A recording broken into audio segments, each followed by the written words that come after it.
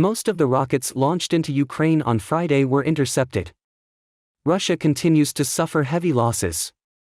At a press conference at the Kyiv Press Center on Saturday morning, April 29, spokesman for the Ukrainian Air Force, Colonel Yuri Ianat, said most of the rockets launched into Ukraine in the early hours of Friday morning were hit. Block. The Air Defense Forces intercepted 21 of the 23 cruise missiles and destroyed 2 drones. At about 4 a.m. on April 28, Russian invaders attacked Ukraine with 2 Tu-95 strategic aircraft from the Caspian Sea region. Air defense missile units of the Ukrainian Air Force, in coordination with the air defense of other units of the self-defense forces, destroyed 21 out of 23 Kh-101 and Kh-555 cruise missiles, as well as 2 operational and tactical drones. At least 25 people were killed in the attacks. In a tragic development, a 31-year-old woman and her 2-year-old child died in an attack in Dnipro, central Ukraine. In the city of Uman in the central Cherkasy region, 23 people were killed when a Russian missile hit a high-rise building, including 46 apartments. 27 of them were shattered. Also during a press conference at the Kyiv Press Center on Saturday morning, Deputy Minister Hanna Maliar said that during the day, the Russian army carried out more than 40 attacks on the Lyman, Bakhmut, Avdiivka and Mariinka axes. In total, during the day, the invaders carried out 28 airstrikes and 11 attacks with multiple launch rocket systems. In the past 24 hours, 540 Russian troops have been removed from combat along with 3 armored vehicles, 18 artillery systems, a multiple launch rocket system, an air defense system, and 14 troop and fuel transport vehicles. Overall, from February 24, 2022 to April 28, 189,460 Russian troops were eliminated from the battle. In addition, Ukrainian forces destroyed 3,694 Russian tanks, 7,181 armored vehicles, 2,905 artillery systems, 543 mass launch missile systems, 294 air defense systems, 308 combat aircraft, 294 helicopters, 2,467 tactical and combat-grade drones, 911 cruise missiles, 18 warships, 5,819 troop and fuel transport vehicles, and 353 specialized equipment units. 2. Ukraine's defense minister says counterstrike preparations coming to end. Ukraine's defense minister Alexei Reznikov said that the Ukrainian armed forces are completing preparations for a counterattack against the Russian army. Preparations for the counteroffensive are coming to an end, Reznikov said at an online news conference on Friday. In a general sense, we are already in readiness mode with a very high percentage. The next question is up to the general staff. Then it's God's will, the weather and the commander's decisions, we'll do it. When asked if Ukraine had received weapons promised by international allies to launch a counterattack, Reznikov said his country had received Leopard 2 and Challenger tanks and was expecting tanks. Leopard 1 slightly earlier. He said the US-made Abrams tank would not arrive in time to join the counterattack. We've got very modern systems. Let me remind you that apart from the tank alliance, which consists mainly of Leopard 2, plus Challenger, Leopard 1 will arrive a little later and we are on the way. Wait for Abrams. I don't think the Abrams tanks will be able to participate in this counterattack in time. But our crews are already on their way to training, said Reznikov. In addition, we have a large number of armored vehicles of all kinds, including Bradley, Marder, Stryker and C-90, and our forces are completing training courses abroad. NATO Secretary-General Jens Stoltenberg on Thursday said Ukraine's foreign allies had delivered more than 98% of the promised combat vehicles to Kyiv. Ukraine has made extraordinary efforts to conceal the start of its strategically important counteroffensive, and Deputy Defense Minister Hanna Maliar announced last week that the counterattack would not be announced. 3. Ukraine's counterattack needs 3 things to succeed. Newsweek ran an article titled Ukraine Counteroffensive Needs 3 Things to Be Successful, which means Ukraine's counterattack needs 3 things to succeed. Experts told Newsweek that Ukraine's armed forces need not only Western equipment but also the training and military doctrine that goes with it to succeed in their long-anticipated counteroff. Ukrainian officials and Western analysts have widely predicted a coordinated pushback against Moscow's forces by Kyiv's army this spring, something Russia has said it has done. Note and preparing. But Ukrainian officials have called on both Kiev's Western backers for more aid and silence around their military plans. The Washington-based Institute for the Study of War, or ISW, said on Wednesday that Russian officials and influential figures were expressing rapid anxiety over potential counterattacks. Ukraine's treasure.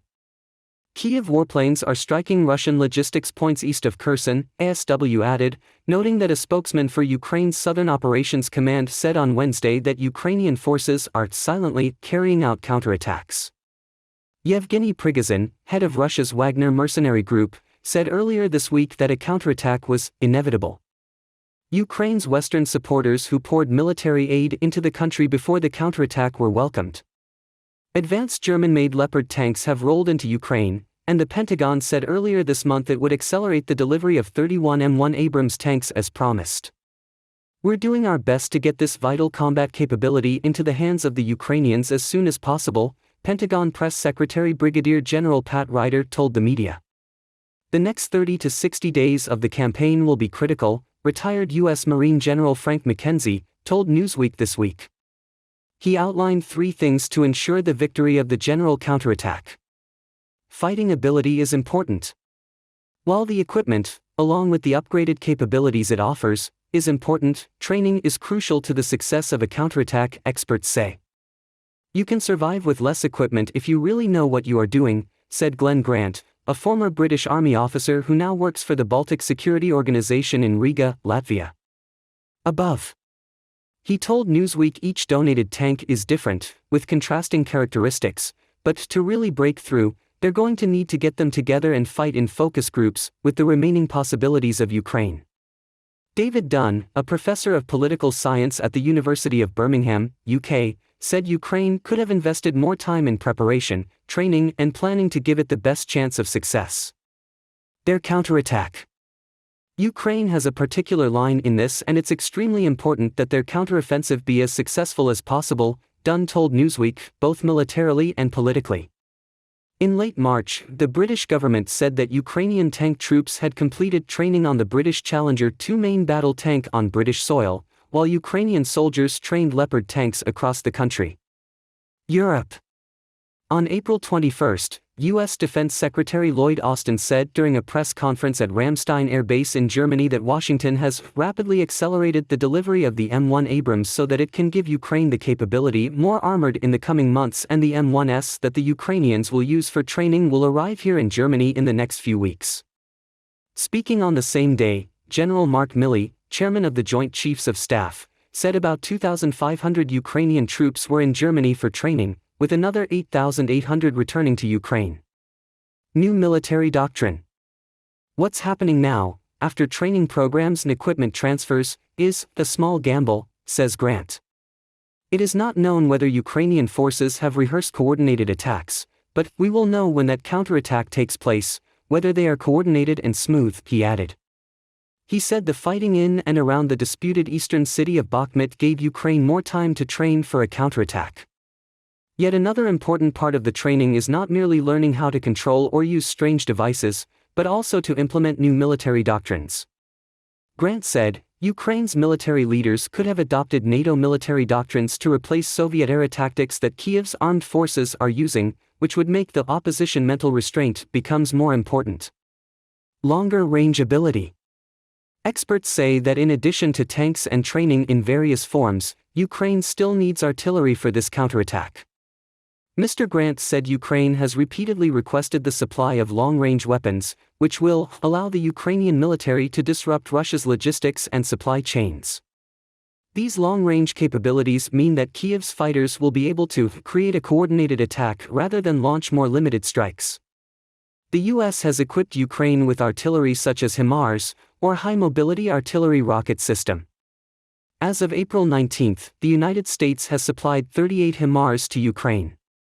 Washington has also provided the ground-launched small-diameter bomb with an extended range, although it has declined to provide the ATACMS, or Army Tactical Missile System, with a range of about 286 miles or 460 kilometers. Mr. Dunn said that the U.S. was opposed to sending controversial cluster munitions to Ukraine, which could also be useful in Ukraine's counterattack. However, Ukraine has made remarkable use of air defense, which is key to preventing Russia from fully using its air capabilities on the battlefield. Finally, Ukraine is likely to attack on multiple fronts to hold back Russian forces. The element of surprise is an important part of war, and Kyiv's fighters should play to their strengths. Newsweek has reached out to the Ukrainian Ministry of Defense for comment via email. 4. Russian rocket or UFO? Rumors swirl after mysterious object crash in Poland. Newsweek had an article titled Russian Missile or UFO? Rumors swirl after mystery object crashes in Poland, meaning Russian missile or UFO. Rumors swirled after the mysterious object crash in Poland. A mysterious object that fell from the sky near Bydgoszcz, a small town in northern Poland, has sparked a flurry of rumors, speculations, and conspiracy theories on social media. Initial reports by local media suggested that the object was a surface-to-air missile with Cyrillic characters on it, prompting claims that the missile belonged to the Russian military. With tensions running high between NATO, of which Poland is a part, and Russia since its invasion of Ukraine, the danger is that a deliberate or accidental attack on NATO territory could lead to rapidly escalate. In one of the more recent cases, a missile that flew into Polish territory in November 2022 was later confirmed to have come from a Ukrainian air defense system. But the initial information gap and lack of official comment also attracted more bizarre theories, including that the object in question was a UFO, and likely of extraterrestrial origin. UFO crashed in Bydgoszcz, Poland, a Reddit post said. The incident quickly involved several videos recently posted on Twitter showing a mysterious UAP flying at high speed, apparently flying over Poland. Kim Twee would like to open brackets to explain. UFO stands for Unidentified Flying Objects or Unidentified Flying Objects. But even that name has changed, with many experts now calling them UAP, Unexplained Aerial Phenomena, meaning unexplained aerial phenomena. Is this the object that fell in Poland? Taking place on the same day in the same area? Otherwise, what a coincidence, the user wrote in the caption for the video. Another user posted video appears to show a panoramic shot of the same object, but scaled down. The video interface shows April 21, 2023. Both videos appear to have been cut from another post by user Christian BWB, dated Wednesday, April 26 and accompanied by the caption, "Something has fallen west of Bydgoszcz," which also includes several close-up still image from video. According to users, the post showing footage captured by personal drones has received nearly 300,000 views. The Reddit user discussing the crash came up with another video believed to be a UFO, which was reportedly filmed in the same part of the country, near the town of Jebus, in 2017. Reports of a large military presence and temporary restrictions around the crash site, coupled with the absence of an apparent explosion during the object's fall, added fuel to the crash. Conspiracy theories claim that the Polish government is covering up the crash site of the alien spacecraft. Newsweek was unable to independently verify the origin of the clips allegedly purporting to show the unidentified object, or indeed whether it was an object that had fallen in the woods in Poland, although the date in the clip posted on April 26 indicates it was filmed days before the crash site was discovered. Furthermore, official statements indicate that the object is not a Russian missile or an extraterrestrial object. The remains of an unidentified military object were found near the town of Zamość, about 15 kilometers from Bydgoszcz, a statement from the Polish Ministry of Defense said on Thursday. The situation does not threaten the safety of residents. The site of the accident is being investigated by officers of the police, military police and commandos, added the Ministry of Defense. RMF-FM later reported, citing sources within the Polish government, that a military object believed to be a Polish surface-to-air missile had crashed during testing of the air defense system of this country. Zbigniew Ziobro, Poland's prosecutor general and justice minister, apparently confirmed that the object belonged to the military in a Twitter post. The military section of the district prosecutor's office in Gdansk, under the supervision of the National Prosecutor's Office, has commenced proceedings regarding the remains of an aerial military object found in the air. Found in a forest a few kilometers away from Bydgoszcz. The scene of the incident, in addition to prosecutors, is being investigated by military experts, Ziobro said. The Gdansk District Prosecutor's Office said in a statement that no traces of explosions or explosives were found at the site, although footage from Polish TVN24 appears to show a public unit. Minesweepers are driving to the site, along with an excavator. Some have speculated that the object may also be linked to a Polish military site in Tarynia, located about 35 miles from the crash site. Claims of UFO sightings and collisions often spike in conflict zones or areas where military training is taking place, as Newsweek previously reported. Newsweek has reached out to the Polish Ministry of Defense and Twitter user Christian BWB via email for further comment. 5. The presidents of the Czech Republic and Slovakia pledge solidarity with Ukraine on their first joint foreign visit. The presidents of the Czech Republic and Slovakia visited Ukraine on Friday, in their first joint visit abroad, Slovak President Zuzana Čaputová said. Čaputová said the visit was intended to deliver a message of friendship, solidarity and support, noting that the three countries share common parts of history. Czech President Petr Pavel also confirmed the visit on Twitter, saying that he and Čaputová both value freedom and justice. It is painful to see with our own eyes the fact that Ukrainians are paying the most expensive price for these things, the blood and lives of their compatriots, said Pavel. They are fighting the invaders to protect what we all stand for together. That is why we will support them, he added. The Czech president shared a photo of him shaking hands with Ukrainian President Volodymyr Zelensky and said he would push for Ukraine's EU accession talks to begin later this year. Ukraine's membership of the European Union and NATO is not a question of whether or not, but when, he said. The Czech president also tweeted photos of him visiting Bucha, the Kyiv suburb that fell under Russian aggression for more than a month last year and has since become synonymous with Russian atrocities. Going to Bucha, we follow the path that the Russian military vehicles took about a year ago. The memory of the brutal slaughter of civilians is still here. The people of Ukraine will never forget the hundreds of lives lost in vain. We must not forget either, Pavel said in a separate tweet. Mr. Pavel won the Czech Republic presidential election in January and took office in March this year, after a strong campaign in support of NATO and the European Union as well as aid to Ukraine. A former military commander, Pavel became chairman of NATO's military committee for 3 years before retiring in 2018. The visit comes after recent tensions between Ukraine and several Eastern European countries. Slovakia temporarily suspended grain imports from Ukraine earlier this month, following similar moves by Poland and Hungary. The European Commission said in a March statement that farmers in neighboring Ukraine had protested the effect of increased Ukrainian grain imports on their grain prices. 6. The latest Russian missile attacks underscore the need for modern aircraft, says Zelensky.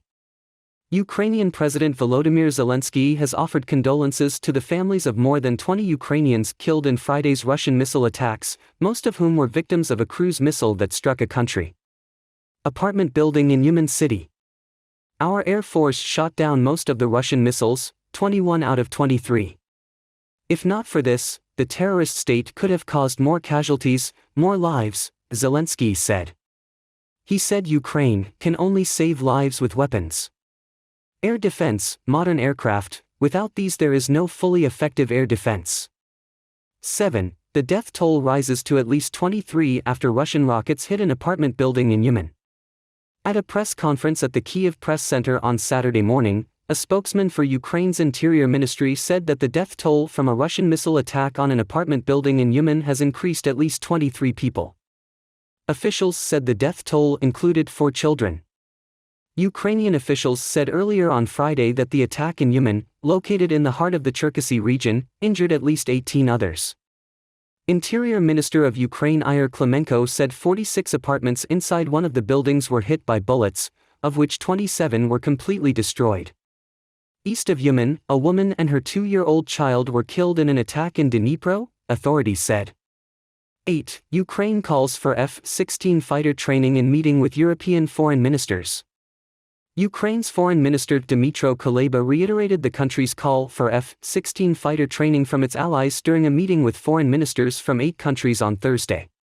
During a joint press conference at the summit in Odessa, Kuleba asked the allies to make every effort to hasten the decision to start training Ukrainian pilots on such aircraft. Kuleba said that military training in how to fly planes could be the first step for the country to get access to the jets. "We have to get Russia out of the sky," the foreign minister told reporters. "To do this, we need not only the air defense systems that our friends have given us, but also fighter aircraft.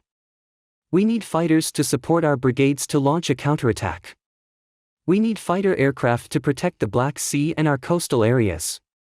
The foreign ministers of Latvia, Denmark, Estonia, Iceland, Lithuania, Norway, Sweden and Finland attended the joint meeting. Oleksiy Danilov, Secretary of Ukraine's National Security and Defense Council, stressed the need for advanced military equipment and pointed to the death toll in Friday's attack in Uman, which left at least 23 people killed, including 3 children.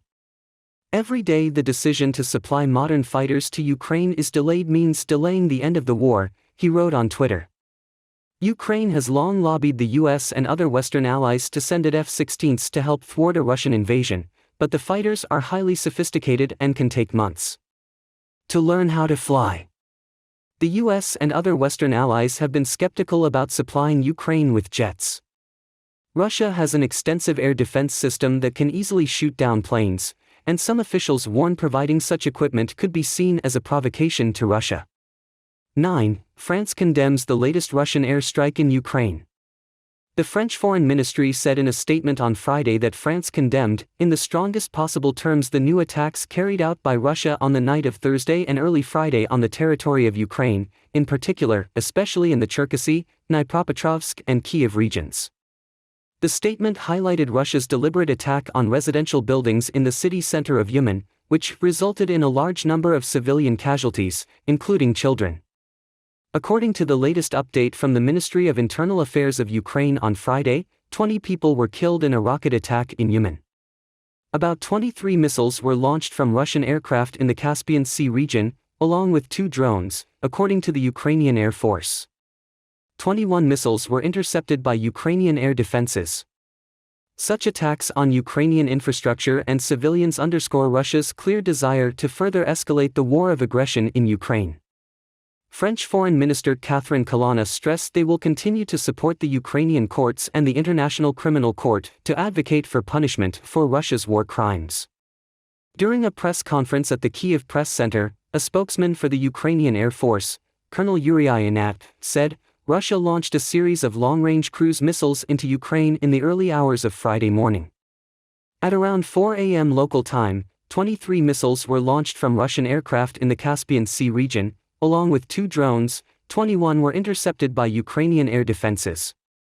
But 2 rockets hit the cities of Uman in central Ukraine, in the Cherkasy region south of Kyiv and Dnipro. CNN also spoke to a local woman, Lyoda, whose friend lives on the 8th floor.